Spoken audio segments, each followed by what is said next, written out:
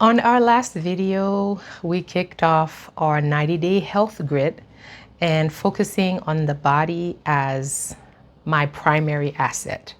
So today I want to talk about an energy leak that is probably draining your bank account faster than any bad diet ever could. So I recently went through a client experience that nearly broke me. I was hired to do funnel work, 2 funnels and a membership portal. And people of my caliber, they usually start charging $10,000 for this level of implementation. But I let a moment of desperation take the wheel because I didn't have any other clients at the time. So I talked myself into commending only 1/3 of what I knew that project was worth. So just $3,000.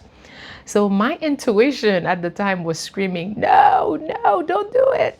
But my gut also knew how long the job would take. But I was terrified that a higher price would chase that person away.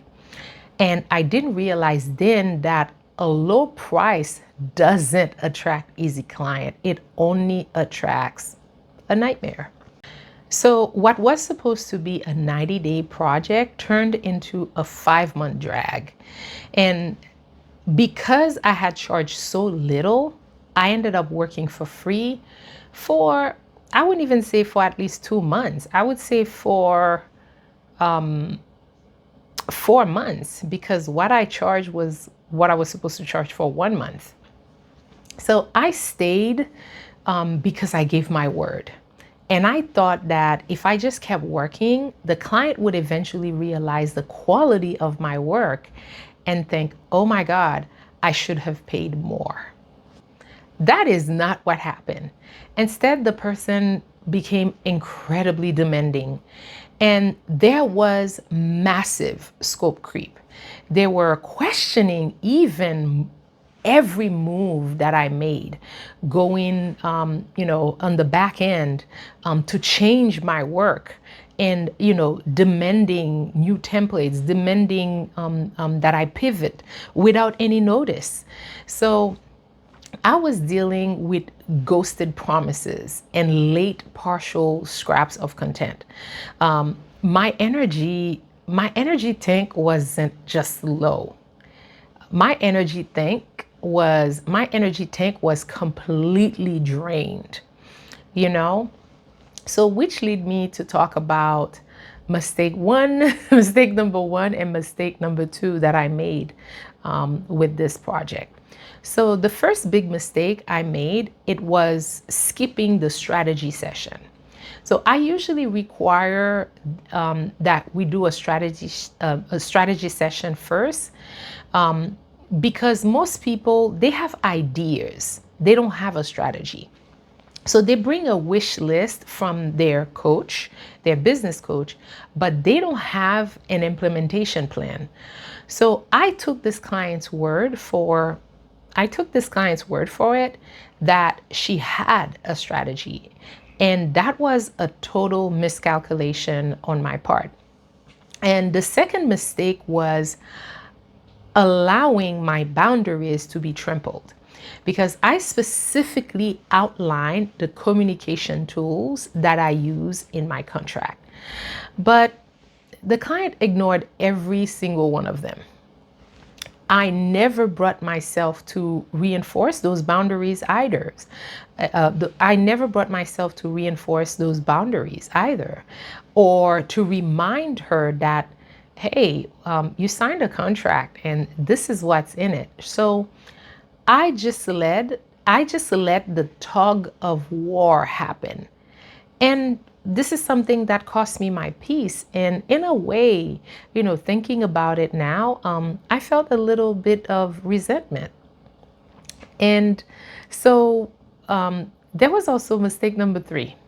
Mistake number three is the one that I had to unpack with one of my mentors at the time, because I realized that I was trying to prove my value by bending. You know, I thought if I ignored the delays, if I swallowed the scope creep and just kept pushing, I would get that raving testimonial. So doubt told me if I push back or enforce the contract, they might not pay the final balance. This goes back to that childhood lack mindset that we talked about in video 13. I was devaluing my work because deep down, I didn't feel I was worth the full price. I didn't see that a higher price is actually a filter for your nervous system, because when you undercharge, you aren't being kind. You are inviting resentment to live in your business. Okay? And now, mistake number 4.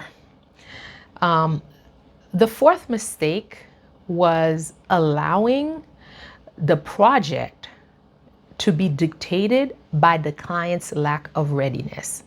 You see, she ghosted me because she was traveling and hosting retreats.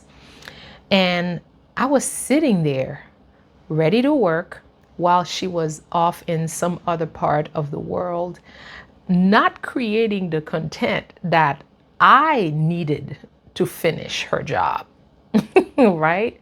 So, something that I notice is that a lot of coaches and service providers and consultants, they delegate implementation and then they disappear because they think that they freed up time to take on more clients.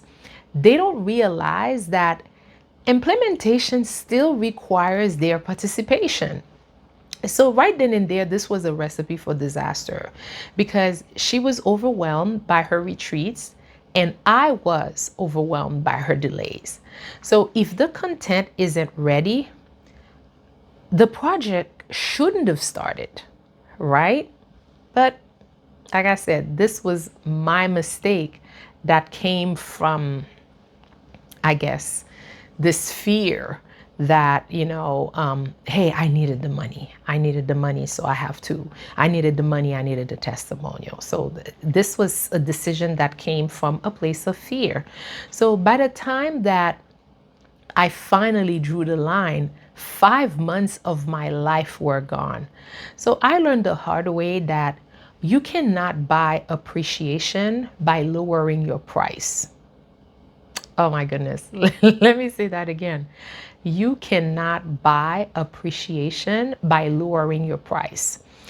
Now, I follow a new rule that I learned from Glow. If someone cannot afford the price that I command, they are simply not my client. And besides, it is a lose-lose situation to lower your worth just to get the gig. So I guess, to conclude, I want you to audit your energy. Are you keeping your word to others by breaking your word to yourself?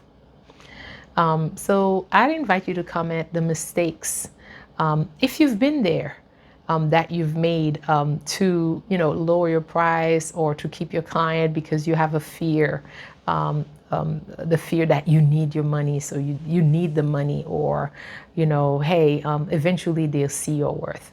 So I'm Webley, and this was video number 15 I would say out of 365, because I committed, I know that I'm committed to start with 100 days, but I want to go all the way. I want to go all the way to 365 days for the year 2026, because why not?